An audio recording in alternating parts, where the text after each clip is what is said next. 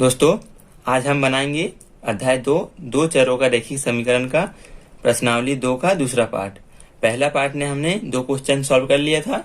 आज हम तीसरा क्वेश्चन को सॉल्व करेंगे। तो दोस्तों, तीसरा क्वेश्चन को सॉल्व करने से पहले आपको इन बीजीय विधियां के बारे में आपको जानना होगा। तो चलिए इसको पहले जानते हैं। बीजीय विधियां में 3 विधि होते हैं: प्रतिस्थापन विधि, विलोपन विधि और वज्रगुणन विधि। दोस्तों, आपके कोर्स में वज्रगुणन विधि नहीं है तो हम लोग इसको नहीं पढ़ेंगे, ठीक है। हम पढ़ेंगे प्रतिस्थापन विधि और विलोपन विधि। वज्रगुणनखंड विधि को हम छोड़ देंगे क्योंकि आपके कोर्स में नहीं दिया हुआ है। वज्रगुणनखंड विधि थोड़ा लेंदी बनता है तो आप कंफ्यूज हो जाओगे। मैं आपको बताऊंगा तो आप इसको छोड़ दीजिए, आपका कोर्स में ये नहीं है। तो चलिए बढ़ते हैं कैसे हम इन दोनों विधि से हम क्वेश्चन को सॉल्व करेंगे, पहले ये देखते हैं। इसके पहले आपको ये बता दूं, हम लोग प्रश्नावली 1 में पढ़े थे, हम हर एक समीकरण का हल नहीं निकाल पाते थे। कुछ समीकरण ऐसा होता था जिसका आलेख हमको क्रॉस मिलता था, किसी का नहीं मिलता था। जैसी 2 रेखाएं एक दूसरे को प्रतिच्छेद करेगी, इसका अद्वितीय हल होता है, हम जानते हैं। तो इसका हमको आंसर प्राप्त होता था, x और y का मान प्राप्त होता था। पर जब 2 सरल रेखा होती थी तब हमको समीकरण का हल प्राप्त नहीं होता था, क्योंकि जब प्रतिच्छेद नहीं करती है तो हमको कोई उपनिष्ठ बिंदु प्राप्त नहीं होता है, तो हम x और y का मान नहीं निकाल पाते हैं। और तीसरा हमारा कंडीशन जो होता है, एक रेखा के ऊपर दूसरी रेखा जाता है। इस स्थिति में हमारा हर एक बिंदु पे हल प्राप्त होता है, तो उसमें क्या होता है, अनेक हल प्राप्त होता है। तो आज हम जानेंगे पहले समीकरण को देख के कैसे पहचानेंगे कि इसका हल प्राप्त होगा कि नहीं। जब हमको ये वाला कंडीशन प्राप्त होगा, अद्वितीय हल, तब हम इन दोनों विधि से समीकरण को हल करेंगे। अन्यथा अगर ये दोनों विधि प्राप्त हुआ तो हम बस इसका कंडीशन को लिख लेंगे, हम ये दोनों विधि अप्लाई नहीं करेंगे, ठीक है। तो अब चलिए कैसे पहचानेंगे ये पहले देख लेते हैं। हमने तीनों शर्तें को लिख लिए हैं। ये अद्वितीय हल कब प्राप्त होता है, जब 2 रेखा एक दूसरे को क्रॉस करते हैं यानी प्रतिच्छेद करते हैं। दूसरा स्थिति क्या होता है, जब कोई हल प्राप्त नहीं होगा, 2 रेखा समांतर होती है एक दूसरे की। और तीसरा हमारा क्या होता है, एक रेखा दूसरी रेखा के ऊपर होते हैं, तब हमको अनंत हल प्राप्त होते हैं। तीनों को हमने ड्रॉ कर लिया पहले से। अब देखिए, फॉर एग्जाम्पल मैं एक समीकरण लिया हूँ, 2 समीकरण लिए हूँ। 2x प्लस 5y बराबर 1, 2x प्लस 3y बराबर 3, ठीक है। ये दोनों समीकरण एक ही क्वेश्चन में रहेगा, ठीक। अब क्या देखना है हमको, सबसे पहले देखना है x का जो गुणांक है, क्या ये दोनों में x का गुणांक सेम है। अगर दोनों में सेम होगा, इसमें तो खैर सेम है, अगर सेम होगा तो ठीक है, अगर नहीं होगा तो हम क्या करेंगे, x का जो गुणांक होगा उसको हम सेम करेंगे, दोनों को बराबर करेंगे। अब वो कैसे बराबर करेंगे वो मैं नेक्स्ट फॉर एग्जाम्पल और एक लूंगा समीकरण, उसमें आपको बता रहा हूँ। अब इसमें देखिए, इसमें तो x का गुणांक दोनों बराबर है। अब x का गुणांक बराबर होने के बाद हम देखेंगे y का जो गुणांक है। अब y का गुणांक चिन्ह सहित देखेंगे, y का गुणांक इसमें है 5, इसमें है 3, ठीक है। अब x का गुणांक दोनों बराबर है पर y का गुणांक दोनों बराबर नहीं है। इस स्थिति में हमको कौन सा हल प्राप्त होगा, अद्वितीय हल, ठीक है। अद्वितीय हल प्राप्त होगा और हमको x और y का मान जो है कुछ ना कुछ प्राप्त होगा, ठीक है। x और y कुछ ना कुछ हमको मान प्राप्त होगा। तब हम क्या करेंगे, प्रतिस्थापन विधि और विलोपन विधि दोनों में से कोई एक अप्लाई करेंगे और x और y का मान ज्ञात करेंगे। अगर हमको ये पहला स्टेप हुआ, पहला हमारा क्या था, 2x, जब x का गुणांक सेम है पर y का गुणांक सेम नहीं है तो हमारा अद्वितीय हल प्राप्त होगा। अब लेते हैं हम फॉर एग्जाम्पल दूसरा समीकरण। अब दूसरा समीकरण, इसके लिए जब कोई हल प्राप्त नहीं होगा, कब आएगा ये स्थिति, जब हमारा x का गुणांक और y का गुणांक सेम होगा, तब हमारा ये वाला स्थिति आएगा। देखते हैं कैसे करना है। इसमें देखिए, x का गुणांक क्या है 1 और y का गुणांक क्या है 2, ठीक है। अब हमको क्या करना है, ये दोनों गुणांक को सेम करना है। सेम करने के लिए हम क्या करेंगे, इसका जो गुणांक है उसको हम ऊपर वाले समीकरण से गुना कर देंगे, ठीक है। और इसका जो गुणांक है उसको हम नीचे वाले समीकरण को गुना करेंगे। इसका गुणांक कुछ नहीं मतलब 1 है, 2 को ऊपर, मतलब जस्ट क्रॉस करना है आपको, इसका गुणांक को इसमें, इसका गुणांक को इसमें, ठीक। अब 5 बस में नहीं करना है, पूरा समीकरण में करना है। ये वाला जो समीकरण है पूरे समीकरण में आपको गुना करना है। चलिए गुना करते हैं। 2 का जब हम इसमें गुना करेंगे तो 2x हो जाएगा माइनस 4y इक्वल्स टू 10, 5 दूनी 10। अब इसको 1 से गुना करेंगे तो वही रहेगा 2x माइनस 4y बराबर 6।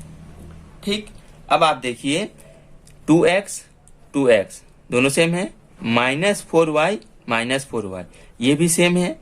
जब हमको x का गुणांक और y का गुणांक दोनों में सेम देखने को मिलता है, पर अचर पद जो हमारा है बराबर के इधर वो हमें अलग अलग देखने को प्राप्त होगा, तब हमारा कौन सा शर्त अप्लाई होगा? अप्लाई टू, कोई हल नहीं, क्योंकि इस स्थिति में हमको दो सरल रेखाएं अलग अलग प्राप्त होगी, समांतर, जो एक दूसरे की समांतर होगी। ठीक है, कब होगी? जब x का गुणांक और y का गुणांक दोनों सेम होगा पर अचर पद अलग अलग होगी। अब जब हमको तीसरा अनंत हल कब प्राप्त होगा? जब हमारा सेम टू सेम x का गुणांक भी होगा, y का गुणांक भी होगा और जो अचर पद है वो भी हमारा सेम होगा। तो चलिए एक एग्जांपल ले लेते हैं उसका भी। अब देखिए, ये जो दोनों स्टेप था वो सेकंड वाले के लिए था। ठीक है, यहां से अब हम आते हैं तीसरे पे। ये हमारा तीसरा है। अब देखिए, आपका सबसे पहला जो काम है वो x का गुणांक को बराबर करना है। पहला समीकरण में हमारा क्या था? x का गुणांक बराबर था करके हमने गुना भाग कुछ नहीं किया था। हमेशा जो x का गुणांक है उसको आपको बराबर करके देखना है। ठीक, अब इसमें x का गुणांक को बराबर किए तो y का गुणांक भी बराबर हो गया, तो हमको ये प्राप्त हुआ। तीसरा क्या देखेंगे हम? अब x का गुणांक को बराबर करना है तो हम क्या करेंगे? ये वाला जो पहला समीकरण और दूसरा समीकरण, इसमें करेंगे 2 का गुना और इसमें करेंगे 1 का गुना, क्योंकि x का गुणांक यहाँ 2 है और यहाँ 1 है, तो जस्ट क्रॉस। ठीक, जो हम पहले में भी किए थे। अब हम इसको पहले सॉल्व कर लेते हैं। 1 का गुना करेंगे तो 2x प्लस 4y बराबर 16, और 2 का गुना करेंगे तो 2x प्लस 4y बराबर 16। 8 को 2 बार गुना करेंगे तो 16 आएगा। अब आप देखिए, ये जो दोनों समीकरण हैं दोनों के दोनों बराबर है, 2x 4y प्लस 16। अब दोनों समीकरण बराबर है। अब पहली रेखा का समीकरण अगर इस प्रकार से रेखा प्राप्त होगा, पहला समीकरण का रेखा, अब दूसरा रेखा भी जब वही है तो इसका ऊपर में प्राप्त होगा हमको दूसरा रेखा भी। तो इस स्थिति में क्या होगा? हमारा एक ही सरल रेखा बनेगा, एक के ऊपर एक बनेगा, तो इसका जो हल होगा वो अनंत हल होगा। ठीक है, और आप जैसे कि जानते हैं इस दोनों विधि में हमारा x और y का मान नहीं निकलता है, पहले प्रश्नावली हम बना चुके हैं। बस हम जब अद्वितीय हल प्राप्त होगा तब हमारा x और y का मान ज्ञात होगा, तब हम प्रतिस्थापन विधि और विलोपन विधि ज्ञात करेंगे। इन दोनों विधि से x और y का मान ज्ञात करेंगे। तो सबसे पहले हमारा जो समीकरण दिया रहेगा उसका काम रहेगा x का गुणांक को बराबर करके देखना कि कौन सा हल होगा, उसके बाद हम इन दोनों विधि को अप्लाई करेंगे अगर अद्वितीय हल प्राप्त हुआ तो। ठीक, यहाँ तक आपको समझ में आया? अब हमको देखना है कि प्रतिस्थापन विधि कैसा होता है और विलोपन विधि क्या होता है, दोनों विधि क्या क्या होता है, कैसे सॉल्व करते हैं। ठीक है, तो हम आते हैं आप प्रतिस्थापन विधि पे। आपको मैं और एक बार बता दे रहा हूं, जब हमको अद्वितीय हल प्राप्त होगा तभी हमारा प्रतिस्थापन विधि और विलोपन विधि अप्लाई होगा। ठीक है, इस चीज को आप ध्यान में रखिए। इस दोनों कंडीशन में, इस दूसरा और तीसरा कंडीशन में हमको कुछ नहीं करना है, कोई हल नहीं और अनंत हल होगा, एक कंडीशन को लिख के छोड़ देना है। ठीक है, अब चलिए करते हैं प्रतिस्थापन विधि। यह है हमारा प्रतिस्थापन विधि। आपको इस विधि का जो नाम है इसी से आपको समझ में आ रहा, प्रतिस्थापन मतलब प्रतिस्थापन। ठीक है, क्या करना है? हमको 2 समीकरण प्राप्त रहेगा, उन दोनों समीकरण में किसी भी एक समीकरण को लेके x या y का मान ज्ञात करेंगे। कोई भी एक समीकरण को लेके कैसे ज्ञात करेंगे? सबसे पहले लेते हैं हम समीकरण नंबर 1 को। ये 2 हमारा समीकरण है। समीकरण 1 को हम पहले ले रहे हैं, x प्लस y बराबर 35। ठीक, हम x को करते हैं उधर पक्षांतर, तो y बराबर क्या हो जाएगा? 35 माइनस x। ये हो गया हमारा y का मान। अब हम क्या करेंगे? इस y के मान को समीकरण नंबर 2 पे रखेंगे। ठीक है, क्या करना है? समीकरण 2 में y बराबर 35 माइनस x रखने पर क्या किए हैं? हम पहला समीकरण को लेके y का मान निकाल लिए हैं। अब इस y का मान हम दूसरा समीकरण में रखेंगे, तो क्या होगा? 4x प्लस 2 y की जगह हम क्या लिखेंगे? 35 माइनस 35 माइनस एक्स, ठीक। अब बराबर में कितना है 98 हो गया। अब इसको हम सॉल्व करते हैं। 4x प्लस 35 दूनी 70 माइनस ये माइनस और 2x बराबर 98। अब हम x वाले पद को एक तरफ करेंगे और संख्या को दूसरी तरफ करेंगे। हमारा यहाँ क्या है 4x है माइनस 2x, तो क्या बचेगा 2x बराबर 98 माइनस 70।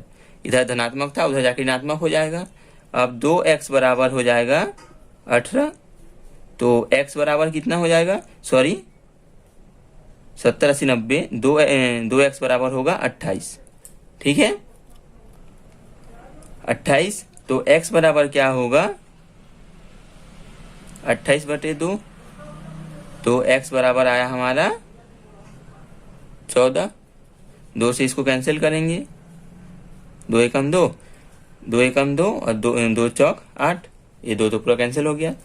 तो हमारा जो x का मान आया वो आया हमारा 14, ठीक है। अब ये जो हमारा x का मान आया है, ये x का मान हम समीकरण 1 या 2 किसी में भी रख के y का मान निकाल लेंगे। समीकरण 1 छोटा सा है, इसी पे हम रखते हैं, ज्यादा इजी पड़ेगा। तो समीकरण 1 में x बराबर 14 रखने पर, ठीक है। समीकरण 1 क्या है x प्लस y बराबर 35, जिसमें से हमारा x का मान है 14 प्लस y बराबर 35, तो y बराबर हमारा क्या हो जाएगा 35 माइनस 14, तो y बराबर 21। ये हो गया हमारा y का मान और ये हो गया हमारा x का मान, ठीक है। दोनों हमको प्राप्त हो गया, x और y का मान था। प्रतिस्थापन विधि था, मतलब एक जगह से दूसरी जगह पे मतलब पुट करना था हमको। यहाँ से x का मान निकाले, यहाँ पुट किए, पहले y का मान निकाले थे, फिर उस y का मान दूसरे समीकरण में पुट किए थे। बस एक से दूसरे, आपको एक से निकालना है, दूसरी जगह पर आपको पुट करना है, इतना ही था बस प्रतिस्थापन विधि। अब देखिए विलोपन विधि, हम यही 2 समीकरणों को विलोपन विधि से भी सॉल्व करेंगे। और आप देखिएगा दोनों समीकरण का जो आंसर था, इसमें भी x बराबर 14 और y बराबर 21 आया था ना, उस विधि से भी हमारा जो मान आएगा दोनों सेम आएगा। तो आप किसी विधि से सॉल्व कर सकते हैं कोई भी क्वेश्चन, जो हमको अद्वितीय हल प्राप्त होगा। दूसरा है हमारा विलोपन विधि। विलोपन क्या बोला है इसमें, विलोपन मतलब किसी भी, इससे क्या हमको प्राप्त, विलोपन जो विधि का नाम है उसी से हमको स्पष्ट होता है, किसी एक को विलोप्त करना है, ठीक है।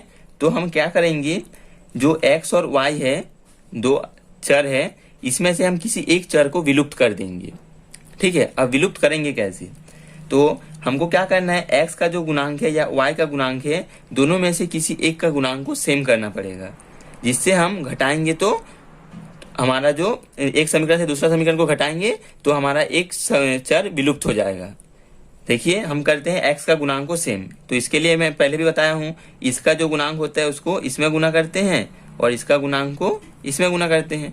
कर लिए गुना, अब लिखते हैं क्या आता है 4x, इस समीकरण को हम 4 से गुना कर रहे हैं, तो 4x धन 4y बराबर 35 चौक होता है 140, 35 35 70 दुगनी 140। ये हो गया हमारा समीकरण 3। अब आता है हमारा समीकरण 4, 1 से गुना करना है, कोई भी फर्क नहीं पड़ेगा। 4x धन 2y बराबर आएगा हमारा 95 98। ये हो गया हमारा समीकरण 4। अब आपको दिख रहा है x का जो गुणांक है दोनों में सेम है, तो हम इसको कैसे विलुप्त करेंगे। देखिए पहला जो समीकरण है उसको हम दूसरे समीकरण से घटा देंगे, और घटाने के लिए क्या होता है, हमारा जो चिन्ह होता है वो बदल जाता है। तो इसमें हो गया हमारा प्लस था तो माइनस, इसमें भी प्लस था तो माइनस, इसमें भी प्लस था तो माइनस, पूरा समीकरण हमारा चेंज हो गया। यहाँ पर आप साइड में लिख दीजिए समीकरण 3 में से 4 को घटाने पर क्या प्राप्त होगा, देखते हैं। ये -4 था और ये +4, दोनों हो जाएगा कैंसिल, ये दोनों कैंसिल हो गया, तो क्या बचा हमारे पास, ये है धन 4y और नीचे है ऋण 2y, तो हमारे पास बचेगा धन 2y बराबर 98 में से 140 को घटाना है, ठीक है। तो ये हमारा धन है, ये ऋण है, तो हमारा आएगा, इधर आया 2, 1 9 1 10, तो 42, ये आया हमारा 42। अब हमको क्या करना है, इसमें से y का मान को निकाल लेना है। 42/2 तो y का मान हमारा क्या आया, 21। इन दोनों को जब काटोगे 2 एकम 2, 2 दूनी 4, 2 एकम 2, 21 आया। तो y का मान जो आया हमारा 21। ये हमारा पहला समीकरण जो हम प्रतिस्थापन से निकाले थे, वहां भी हमारा 21 आया था, और अभी भी हमारा 21 ही आया विलोपन विधि से। तो आपको कोई भी विधि से कोई फर्क नहीं पड़ता, बस आपको दोनों विधि अलग अलग है, जो आपको अच्छा लगे आप उसको अप्लाई कर सकते हैं। अब हमको इसमें भी क्या करना है, जैसे इसमें किए थे हम, x का मान निकला था, उसको हम किसी भी एक समीकरण में रख के y का मान निकाले थे। सेम इसी प्रकार इसमें भी करेंगे। एक मान हमको प्राप्त हो गया, अब हम दूसरे मान को क्या करेंगे, कोई भी एक समीकरण में रख देंगे। तो हम रखते हैं समीकरण 1 पे। समीकरण 1 हमारा क्या है, x + y = 35। ये हमारा समीकरण 1 है। लिख देंगे ऊपर में, समीकरण 1 में y = 21 रखने पर, ठीक है। तो अब x + y की जगह रखेंगे हम 21 = 35। अब क्या होगा, x = 35 ऋण 21, x बराबर आएगा 14।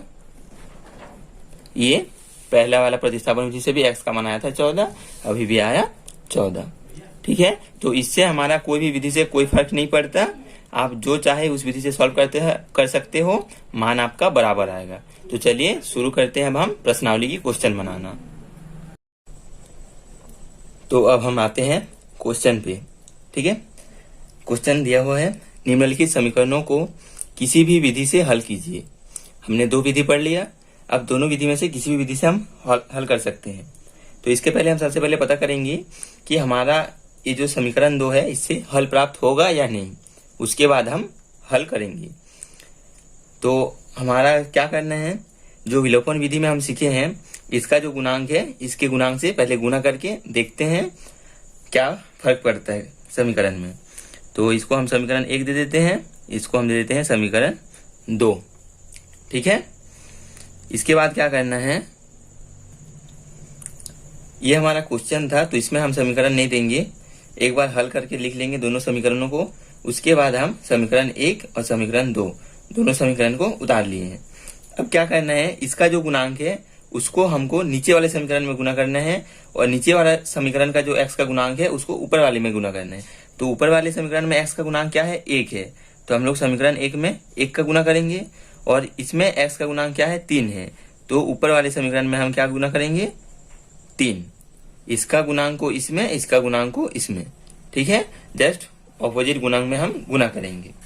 तो अब इसमें 3 का गुना करेंगे तो क्या प्राप्त होगा हमको, चलिए गुना करते हैं।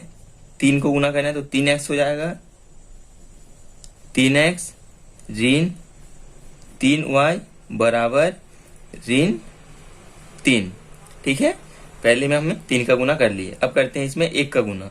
1 का गुना करेंगे, जैसे कि आप जानते हैं कोई फर्क नहीं पड़ता, तो 1 का हम गुना कर लेते हैं, 2y = 12, ठीक है।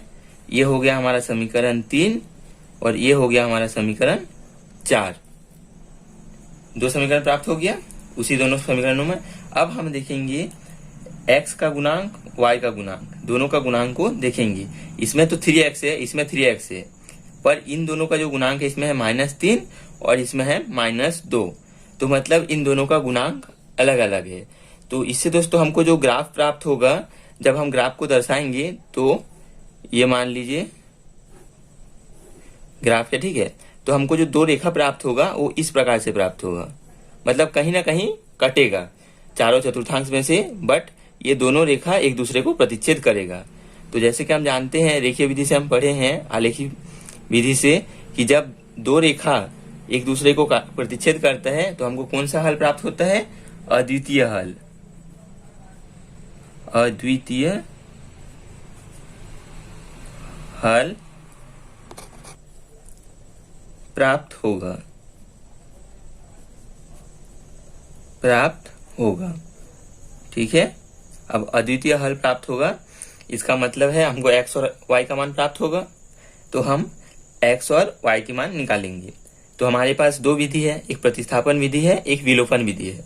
हम दोनों में से किसी एक विधि से हम x और y का मान निकालेंगे।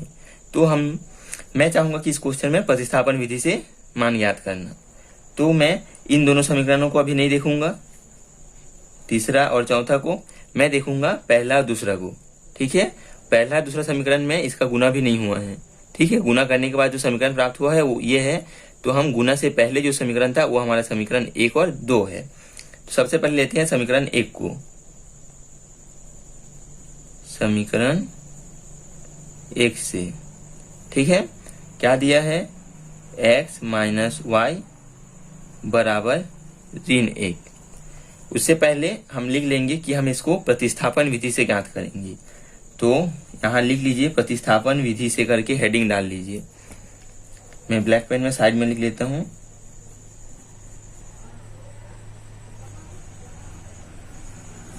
प्रतिस्थापन विधि से, यहाँ पहले हेडिंग डाल लीजिएगा प्रतिस्थापन विधि से करके, उसके बाद इसको सॉल्व कीजिए समीकरण 1 से। ठीक है, क्या होगा, x माइनस वाई बराबर -1। अब क्या करेंगे, y को हम इधर भेज देंगे। तो x बराबर हो जाएगा -1 प्लस y। इसको हम और एक बार लिख लेंगे y माइनस 1। ये हमको प्राप्त हुआ x का मान समीकरण 1 से। ठीक है, अब हम क्या करेंगे, ये जो x का मान प्राप्त हुआ है इसको हम रखेंगे समीकरण 2 पे। ये जो हमारा समीकरण 2 है इस पे रखेंगे। तो चलिए रखते हैं समीकरण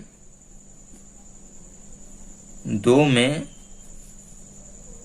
x बराबर y माइनस 1 रखने पर। ठीक है, अब हम समीकरण 2 हमारा क्या है, समीकरण 2 है 3x माइनस 2y बराबर 12। तो हम लिखेंगे 3x की जगह हमको क्या प्राप्त हुआ है, y माइनस 1। तो y माइनस 1 माइनस 2y बराबर 12। ठीक है, कुछ नहीं किए हैं, बस x का जो जगह है x की जगह हम लोग y माइनस 1 रखे हैं। अब इसको सॉल्व करते हैं। तो 3 को y से गुना करूंगा तो 3y ऋण 3 ऋण 2y बराबर 12। ठीक है, अब इस y वाले पद को एक तरफ करते हैं और जो संख्या है संख्या को एक तरफ करते हैं। तो y क्या है इसमें, 3y ऋण 2y। तो एक क्या बचेगा, धन 1y। 3y में से 2y घट जाएगा। तो अब 12, ये ऋण 3 है, उधर जाके क्या हो जाएगा, धन 3। तो 12 और 3 क्या हो जाएगा, 15। तो y का मान हमको क्या प्राप्त हुआ, 15। अब आपके पास है समीकरण 1 समीकरण 2, दो समीकरण है। आप किसी भी एक समीकरण में x का y का जो मान आया है उसको आप रख के x का मान निकाल सकते हैं। तो हम लोग पहला वाला समीकरण जैसे कि आपको दिख रहा है ज्यादा इजी पड़ेगा, तो आप देखिए जो आपको इजी पड़ेगा उस समीकरण में आप मान रखिए। x माइनस वाई बराबर ऋण 1 है। तो अब लिखेंगे समीकरण 1 से, फिर से समीकरण 1 में क्या है, x माइनस वाई बराबर ऋण 1। ये हमारा समीकरण 1 है। अब हमको y की बराबर 15 रखना है। तो x माइनस 15 बराबर ऋण 1। ठीक है, ब्रैकेट में लिख लेते हैं y बराबर 15 रखने पर। ठीक,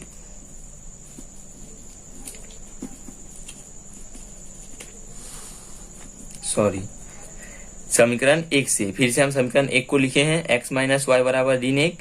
अब x माइनस 15, y का जो मान था y की जगह हम 15 लिख लिए हैं, ब्रैकेट में हम लिख लिए हैं y बराबर 15 रखने पर। अब इसको सॉल्व करेंगे तो x बराबर क्या आएगा, ऋण 1, ये ऋण है तो इधर जाके धन हो जाएगा। तो x बराबर हमको क्या प्राप्त होगा, 14। ठीक है, धन 14। तो ये जो 2 है ये हमारा y और x का मान है। ठीक है, ये हमको ज्ञात करना था। किसी भी विधि से दोनों x और y का मान हमको ज्ञात करना था, तो हम इसमें प्रतिस्थापन विधि अप्लाई किए हैं। आप चाहे तो इसको विलोपन विधि से भी बना सकते थे। ठीक है, अगर आप विलोपन विधि से बनाते तो ये जो समीकरण आया था, इन समीकरणों में आपको घटाना था। ये x का इकाई दोनों गुणांक जो है सेम है, तो ये अगर घटाएंगे तो ये कैंसिल हो जाएगा, इसमें कुछ y का कुछ भी बचेगा और इधर कुछ संख्या बचेगा, तो आप दोनों को सॉल्व करोगे तो विलोपन विधि से भी आपको आंसर प्राप्त हो सकता था, पर मैं इसमें प्रतिस्थापन विधि अप्लाई किया हूँ। आप चाहो तो विलोपन विधि से भी इसको सॉल्व करके देख सकते हैं। आंसर x और y का मान जो आया है वो सेम ही आएगा आपको। y बराबर आएगा 15 और x बराबर आएगा 14। ठीक है, बढ़ते हैं नेक्स्ट क्वेश्चन में। दूसरा क्वेश्चन में दो समीकरण दिया हुआ था, मैं पहले से लिख लिया हूँ। इसको पहले दे देते हैं समीकरण 1 और इसको दे देते हैं समीकरण 2। ये हमारा दो समीकरण है। अब हम इसमें पता करेंगे कि इसका कौन सा हल प्राप्त होगा, अद्वितीय हल या अनेक हल या फिर कोई भी हल नहीं। ठीक है, तो इसको पता करने के लिए क्या करना पड़ेगा, इसका जो गुणांक है उसको ऊपर वाले समीकरण से और इस x का जो गुणांक है उसको नीचे वाले समीकरण से गुना करेंगे। अब गुना करेंगे तो क्या आएगा, 2 से पहला समीकरण को गुना करते हैं, 2x - 4y बराबर 10। ये हो गया समीकरण 3। चौथा समीकरण क्या आएगा, 1 से गुना करना है, 2x ऋण 4y बराबर 6। ये हो गया समीकरण 4। अब आपको दिख रहा है इसमें x का गुणांक सेम है दोनों समीकरणों में, और जो y का गुणांक है चिन्ह सहित देखना है हमको, चिन्ह सहित y का जो गुणांक है वो भी सेम है। बस हमारा जो संख्या है, जो हमारा अचर पद है, वो दोनों का अलग अलग है। इस स्थिति में हमको ग्राफ में कौन सा ग्राफ प्राप्त होगा, मान लीजिए ये ग्राफ है, इसमें हमको दो समांतर रेखाएं प्राप्त होगी। ठीक है, जब दोनों का गुणांक बराबर हो और अचर पद जो है वो हमारा अलग अलग हो, तो मैं पहले बता दिया हूँ, उसमें क्या होगा, दो रेखा समांतर रेखा प्राप्त होगी। और इस स्थिति में हमारा क्या होगा, जो हल होगा वो कोई भी हल प्राप्त नहीं होगा। तो हम लिखेंगे अतः समांतर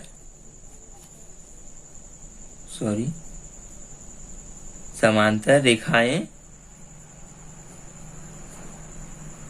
प्राप्त होगी,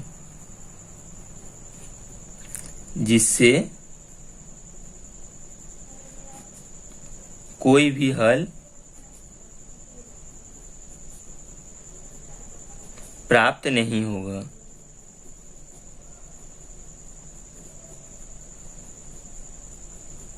ठीक है, यह है हमारा उत्तर। इसमें हम सॉल्व नहीं करेंगे क्योंकि हमको पहले से पता है कि कोई भी हल प्राप्त नहीं होगा। ये तीसरा क्वेश्चन है। तीसरा क्वेश्चन में पहला दूसरा दो समीकरण दिया हुआ है। पहला समीकरण जो दिया था उसको हमने लिख लिया है, इसको हम पहला समीकरण दे देते हैं। अब दूसरा समीकरण में देखिए x बराबर y प्लस 2 दिया हुआ है, तो हम इसको क्या करेंगे, x y को इधर ला लेंगे तो माइनस y हो जाएगा बराबर 2। ये हो जाएगा हमारा समीकरण 2। ठीक है, अब देखिए इसमें x का जो गुणांक है वो दोनों सेम है, तो इसमें हमको कोई भी संख्या गुना करने की जरूरत नहीं है। तो अब हम देखेंगे x और y का जो गुणांक है क्या सेम है। x का गुणांक तो सेम है, बट y में देखिए इसमें धन है, इसमें ऋण है, तो ये हमारा क्या होगा, जो हमको ग्राफ प्राप्त होगा इस प्रकार प्राप्त होगा, दो रेखा एक दूसरे को प्रतिच्छेद करेगी। ठीक है, क्योंकि y का गुणांक अलग अलग है। इसका जो गुणांक होगा इसको हम निकालेंगे तो इसमें होगा +1 और इसमें होगा -1। ठीक है, इस वजह से हमारा जो गुणांक आएगा वो अलग अलग है, तो हमको अद्वितीय हल प्राप्त होगा। अतः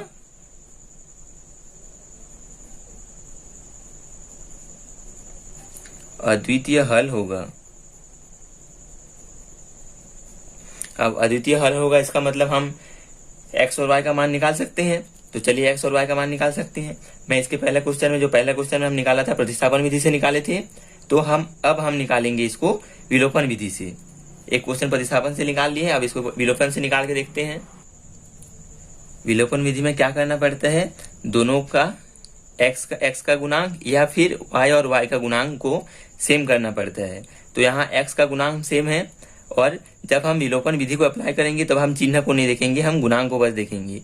तो इसमें तो खैर दोनों का गुणांक जो है सेम है, तो हम क्या करेंगे, कुछ भी गुना या जोड़ना घटाना नहीं करना पड़ेगा। तो हम सीधा सीधा लिखते हैं पहला समीकरण और ये हो गया हमारा दूसरा समीकरण। ठीक है, अब देखिए क्या हम अगर जोड़ेंगे तो ये -y है और ये +y है, ये दोनों कैंसिल होगा। अगर हम घटाएंगे तो ये +x है और यहाँ आएगा -x और ये हो जाएगा +y, तो ये प्लस प्लस जुड़ जाएगा और x कैंसिल हो जाएगा। तो हम यहाँ जोड़ भी सकते हैं, घटा भी सकते हैं। तो हम लोग क्या करेंगे, घटाने के लिए फिर माइनस का गुना करना पड़ेगा, उतना कुछ हम नहीं करेंगे, सिंपली घटा देते हैं। तो घटाएंगे तो क्या होगा, x और x दोनों धन में है, सॉरी जोड़ेंगे तो क्या होगा, x और x क्या होगा 2x और ये -y है और ये +y है। तो इसमें क्या हो जाएगा, 0 हो जाएगा, दोनों कैंसिल हो जाएगा, माइनस और प्लस बचेगा क्या पास हमारे पास 6 और 2 8। सिंपली हम जोड़े हैं, x और x 2x हो गया और ये +y और -y मिलके कैंसिल हो गया और ये बचा हमारे पास 6 और 2 8। तो 2x बराबर 8। तो x बराबर क्या होगा 8/2, यानी कि x बराबर 4। ये हमारा x का मान प्राप्त हो गया। अब हम क्या करेंगे, समीकरण 1 या 2 में x का मान रखेंगे तो y का मान प्राप्त हो जाएगा। तो समीकरण 1 में x बराबर 4 रखने पर समीकरण 1 हमारा क्या है, x + y, तो x + y बराबर 6, x की जगह रखेंगे हम 4 + y बराबर 6, तो y बराबर हो जाएगा 6 - 4 बराबर y बराबर 2। ये हमारा x बराबर 4 और y बराबर 2। अब आते हैं हम चौथा क्वेश्चन पे। चौथा क्वेश्चन हमारा क्या है, 5x - 8y बराबर ऋण 1। तो लिख लिए हैं समीकरण 1 को, 5x - 8y = -1। अब है हमारा 3x - 24/5y + 3/5 बराबर 0। तो हम क्या किए हैं, ये जो 3/5 है उसको हम बराबर के उस पार कर दिए हैं। ठीक है, ये हमारा दूसरा समीकरण है। अब हमको क्या करना है, पहले चेक करना है कि कौन सा हल प्राप्त होगा। उसके लिए हमको क्या करना है, दोनों गुना। तो 3 यहाँ हम गुना करेंगे 3 और इसमें हम गुना करेंगे 5। ठीक, अब गुना करके लिखते हैं इधर। अब गुना को आप ध्यान से समझिए, पहला तो नॉर्मल है, हो जाएगा 5 तिया 15x ऋण 8, 8 तिया 24y बराबर ऋण 3 एकम 3। ठीक है, ये हो गया हमारा समीकरण 3। अब समीकरण 4 में क्या करना है, 5 का गुना करना है। ठीक है, तो 5 का गुना करने के लिए मैं सबसे पहले नॉर्मली खोल के पहले तो 5 तिया 15 हो गया, ये 15x ऋण 5 को इधर गुना करना है। तो 5 गुणित क्या हो जाएगा 24/5 और y को लिख लेते हैं हम बाहर, बराबर यहाँ हो जाएगा -5 3/5। क्या किए हैं, माइनस को पहले लिख लिए, 5 का गुना करना है तो 5 लिख लिए, फिर 24/5, फिर y जो y था बराबर इधर पहले माइनस को लिख लिए, फिर 5 गुना करना था 5 3/5। अब दोस्तों देखिए, ये 5 से ये 5 हो जाएगा कैंसिल और ये 5 से हो जाएगा ये 5 कैंसिल। तो हमारे पास क्या बचेगा, 15x - 24y बराबर -3 बचा यहाँ पर। ये हो गया हमारा समीकरण 4। ठीक है, अब आप देखिए तीसरा और चौथा समीकरण को। तीसरा समीकरण में क्या है, 15x - 24y, यहाँ भी है 15x - 24y बराबर के बाद क्या है -3, यहाँ है -3। मतलब सेम टू सेम हमको दो समीकरण एकदम एग्जैक्टली सेम प्राप्त हुआ है। इसका मतलब क्या बता रहा है दोस्तों, कि हमारा जो ग्राफ होगा इस प्रकार होगा। देख, ये हमारा ग्राफ है, दोनों समीकरण सेम था। तो मान लीजिए समीकरण का जो रेखा प्राप्त हुआ वो इस प्रकार हुआ। ठीक है, तो दोनों समीकरण हमारा सेम है, तो एक समीकरण के लिए हम इस रेखा को देखेंगे तो दूसरा समीकरण भी हमारा यही रेखा होगा, क्योंकि समीकरण सेम है। इसका मतलब यह है कि जो दो रेखा है एक दूसरे के ऊपर है। ठीक, अब एक दूसरे के ऊपर होने के बाद हमको कौन सा हल प्राप्त होता है, अनेक हल प्राप्त होते हैं। तो हम लिखेंगे अतः अनेक हल प्राप्त होगा। ठीक है, आप चाहो तो ये भी लिख सकते हो कि रेखा संपाती है, इस वजह से हम अनेक हल प्राप्त होगा। ठीक, अब बढ़ते हैं नेक्स्ट क्वेश्चन में। ये है हमारा पांचवा समीकरण में क्या दिया हुआ है, 3x माइनस 4y माइनस 1 बराबर 0, और इसमें है 2x माइनस 8/3y प्लस 5। अब हमको इसको क्या करना है, ये जो दोनों है -1 और +5, इसको हमको बराबर के उस पर एक बार चेंज कर देना है। तो 3x माइनस 4y बराबर -1 है, उधर जाके हो जाएगा +1। ये हो गया समीकरण 1। समीकरण 2 होगा माइनस 8/3y बराबर -5, +5 था तो उधर जाके हो जाएगा -5। ये हो गया समीकरण 2। सबसे पहले करेंगे हम चेक करने के लिए क्या करना पड़ेगा, कौन सा हल होगा, इसका गुणांक को इसमें, इसका गुणांक को इसमें गुना करेंगे। तो इसमें गुना करते हैं 2, इसमें गुना करते हैं 3। अब क्या करेंगे, गुना करने के बाद होगा 6x माइनस 8y बराबर 2, ये हो जाएगा समीकरण 3। समीकरण 4 क्या प्राप्त होगा, 6x माइनस 8/3 है, 3 के गुना कर रहे हैं तो 3 गुना 8/3 y बराबर -5 गुना 3 तो हो जाएगा -15। ये हो जाएगा हमारा समीकरण 4। इसमें करना है हमको 3 से 3 कैंसिल, क्या बचेगा, 6x माइनस 8y बराबर -15। ये हो गया हमारा समीकरण 4। ठीक है, अब देखना है हमको समीकरण 3 और 4 को। 3 में 6x है, 4 में भी 6x है, -8y बराबर इधर 2 है और यहाँ -5 है, मतलब अचर पद अलग अलग है, बाकी जो पूरा पद है वो सेम है। x y का जो गुणांक है दोनों का सेम है। तो इस स्थिति में हमको कौन सा ग्राफ प्राप्त होगा, 2 रेखाएं समांतर होती है, वो वाला ग्राफ प्राप्त होगा।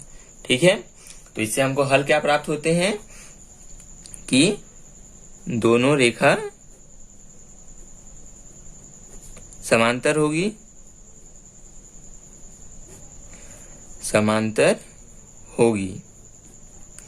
उत्तर क्या प्राप्त होगा, अतः कोई भी हल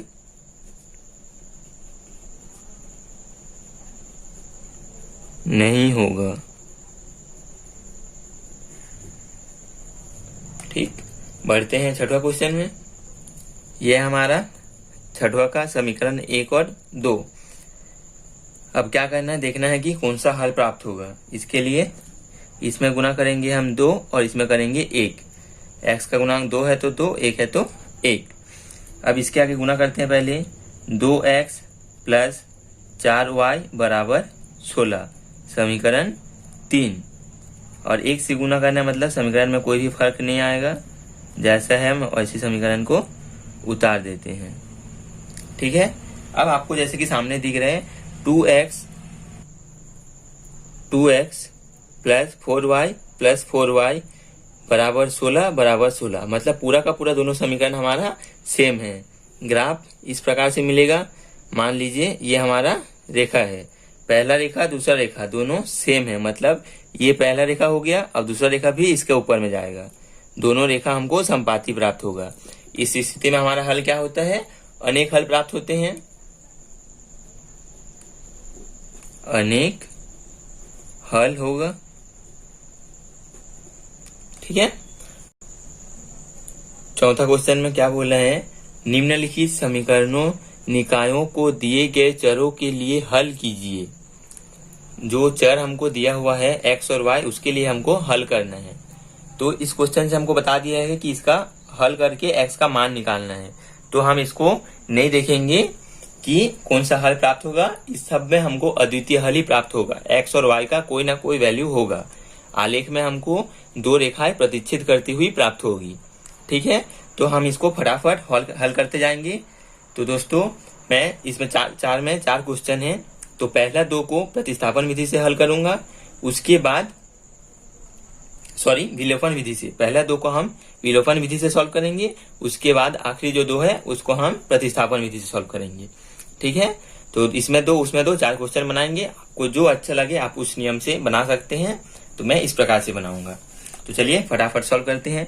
पहला क्वेश्चन है x प्लस वाई बराबर 7 और x माइनस वाई बराबर -1। x प्लस वाई बराबर 7 पहला समीकरण। दूसरा समीकरण है x माइनस वाई बराबर -1। ठीक है, हम करेंगे विलोपन विधि से सॉल्व। विलोपन विधि से। ठीक है, ये हम पहले हेडिंग डाल लेते हैं। उसके बाद क्या करना है, जो समीकरण है दोनों में x का जो इकाई है सॉरी गुणांक है सेम है, तो अब हम क्या करेंगे, कुछ नहीं करना है, गुना भाग। जो समीकरण है वो हम लिख देंगे। x प्लस वाई बराबर 7, x माइनस वाई बराबर -1। अब हम इसको क्या करेंगे जोड़ेंगे या घटाएंगे, दोनों कर सकते हैं, क्योंकि x का भी मान, x का जो गुणांक है वो भी सेम है, y का गुणांक भी सेम है। तो अगर हम जोड़ेंगे तो क्या होगा, x जुड़ जाएगा, y कैंसिल हो जाएगा। अगर हम घटाएंगे तो इसमें माइनस हो जाएगा, इसमें प्लस हो जाएगा, तो x कैंसिल होके y जुड़ जाएगा। तो हम गुना भाग नहीं करते हैं माइनस का, तो हम सिंपली जोड़ देते हैं। जब हम जोड़ेंगे, जोड़ने से हमारा क्या होगा, x और x 2x, y और y दोनों प्लस माइनस होने के कारण कैंसिल हो जाएगा। अब बचे ये -1 है और इसमें +7 है, तो क्या होगा +6। 2x बराबर 6, तो x बराबर हो जाएगा 6/2, 6/2। ठीक है, अब क्या करना है, इसको कैंसिल करना है, तो x बराबर हमको प्राप्त होगा 3। ठीक है, ये आ गया x का मान। अब हम क्या करेंगे, किसी भी एक समीकरण में x का मान रख के दूसरा हम ज्ञात कर लेंगे। तो मैं रखता हूं समीकरण 1 में, सॉरी 2 में, किसी में भी रख सकते हो आप, जिसमें मर्जी। चलिए एक ही में रखते हैं। तो पहला समीकरण हमारा क्या है, x प्लस वाई बराबर 7, ये हमारा पहला समीकरण है। लिख लेते हैं समीकरण 1 में x बराबर 3 रखने पर। ठीक है, अब x बराबर y बराबर 7, x की जगह हम रखेंगे 3 प्लस y बराबर 7, तो y बराबर हमको प्राप्त होगा 7 माइनस 3 y बराबर 4। x का मान आया 3, y का मान आया हमारा 4। ठीक है, आते हैं दूसरे क्वेश्चन में। दूसरा क्वेश्चन में क्या बोला है, 2x प्लस वाई बराबर 8 और x माइनस 2y बराबर -1। दोनों समीकरण को लिख लेते हैं पहले। 2x प्लस वाई बराबर 8 और x माइनस 2y बराबर -1। अब देखिए इस दोनों में x का गुणांक अलग अलग है। ये समीकरण 1, समीकरण 2 हम विलोपन विधि से बना रहे हैं, तो हमको क्या करना है, दोनों समीकरण को सेम करना है। इसके लिए हमको क्या करेंगे, सबसे पहले लिख लेते हैं विलोपन विधि से।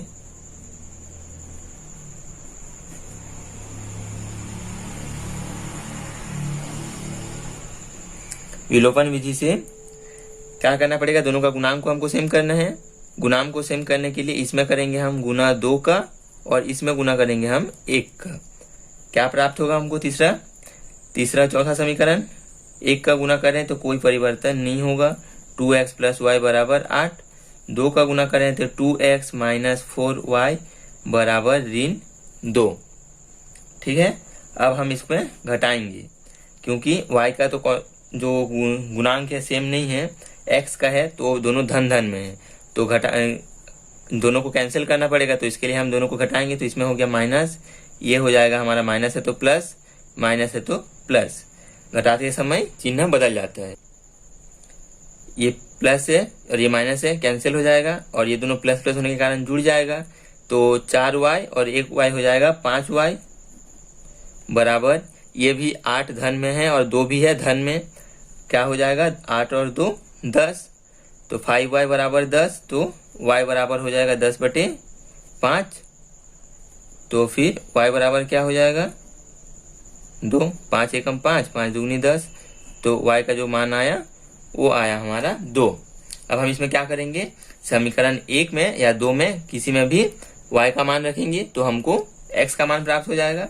तो हम रखते हैं समीकरण 1 में y का मान, समीकरण 1 में y बराबर 2 रखने पर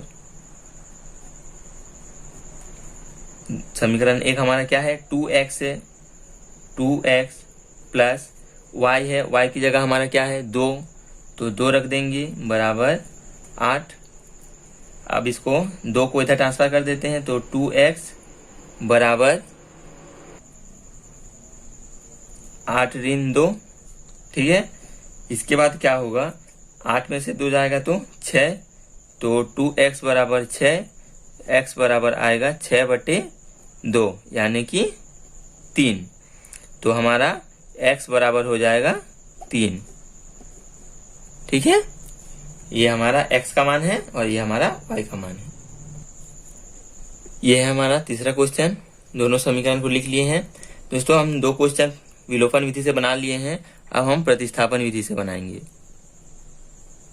प्रतिस्थापन विधि से, ठीक है, जिससे हमारा दोनों विधि से 2 क्वेश्चन बनाना हो जाएगा।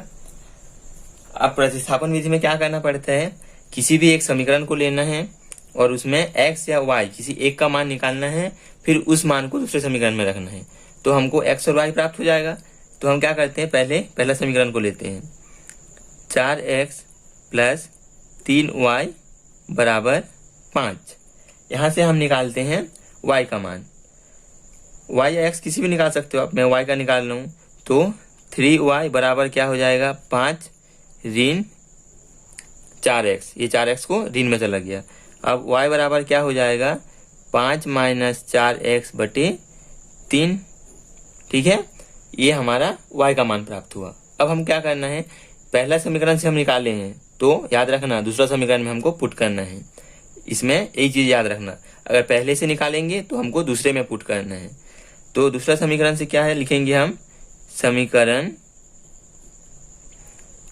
2 में y बराबर 5 ऋण 4x/3 रखने पर। ठीक है, अब कैसे रखेंगे हम, जो हमारा समीकरण 2 है ये वाला, इसमें हम y का मान रखते हैं। तो ये हो गया हमारा 2x माइनस y है, तो y की जगह पर हम लिखेंगे 5 ऋण 4x/3 बराबर 2। ठीक है, इसके बाद हमको क्या करना पड़ेगा, इन 3 को इसके साथ गुना करेंगे, क्योंकि इसको हम सॉल्व करेंगे जो अंश बटे हर वाला क्वेश्चन होता है सेम। तो ये हो जाएगा 6x माइनस 5 माइनस, ये यहाँ पर कोष्टक लग जाएगा तो माइनस और ये माइनस हो जाएगा प्लस 4x। ठीक है, याद रखिएगा इसमें कोष्टक लगाना, फिर ये माइनस और ये माइनस हो जाएगा प्लस 4x, और पूरे के बटे में हो जाएगा 3 बराबर 2। अब ये 3 इधर चला जाएगा तो इधर क्या बचा है, ये 4x है और ये 6x है, तो ये दोनों जुड़ जाएगा। तो 10x ऋण 5 बराबर 2, इधर गुना हो जाएगा तो 6।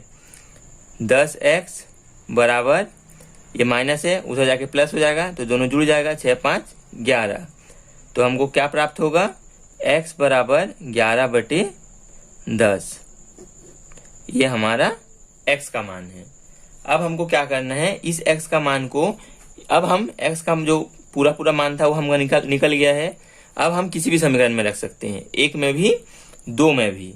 x बराबर क्या आया है, 11/10, तो हम इसको रखते हैं समीकरण 2 में, क्योंकि दोस्तों देखिए ऊपर वाला क्वेश्चन में ज्यादा गुना भाग करना पड़ेगा और ये थोड़ा सॉल्व नॉर्मली दिख रहा है, तो हम दूसरा समीकरण में रखेंगे। तो दूसरा समीकरण में रखते हैं। अब यहाँ पर लिखते हैं साइड में, इस जगह पे हम निकाल लेते हैं। दूसरा समीकरण क्या है हमारा, पहले लिख लेते हैं, समीकरण 2 में x बराबर 11/10 रखने पर। ठीक है, अब दूसरा समीकरण हमारा क्या है, 2x 11/10 x की जगह पर हम रखे 10, 11/10 ऋण y बराबर 2। ये हमारा समीकरण में मान रखना हो गया। अब करते हैं हम सॉल्व। तो 10 और 2 कट जाएगा तो क्या बचेगा 5, 5 दूनी 10 और 2 एकम 2, तो 11/5 ऋण y बराबर 2। अब ये ऋण को उधर जाएगा तो धन हो जाएगा और ये धन इधर आएगा तो ऋण हो जाएगा। 11/5 ऋण 2 बराबर y। ठीक, अब इसको हम सॉल्व करते हैं तो 11 ऋण 5 10/5 बराबर y। तो 1/5, 11 में से 10 घट जाएगा तो क्या बचेगा 1/5 बराबर y। ये हो गया हमारा y का मान। या फिर आप इस प्रकार से भी लिख सकते हैं y बराबर 1/5। ठीक, ये दोनों हो गया हमारा x और y का मान। x का मान क्या आया था 11/10, y का मान आया 1/5। अब हम आते हैं चौथे क्वेश्चन पे, जो हमारा चौथा का लास्ट क्वेश्चन है। इसको भी हम प्रतिस्थापन विधि से सॉल्व करेंगे। क्वेश्चन को आप देख लीजिए, वर्गमूल 7x, वर्गमूल के अंदर सिर्फ 7 है, x नहीं है। सेम इसी प्रकार जो संख्या है वो वर्गमूल के अंदर है और x और y जो चर पद है वो बाहर में है। ठीक है, वर्गमूल 7x प्लस वर्गमूल 11y बराबर 0, वर्गमूल 3x माइनस वर्गमूल 5y बराबर 0। ये हमारा समीकरण 1, ये हमारा समीकरण 2। कौन सी विधि से ज्ञात करेंगे? प्रतिस्थापन विधि से। लिख लेते हैं।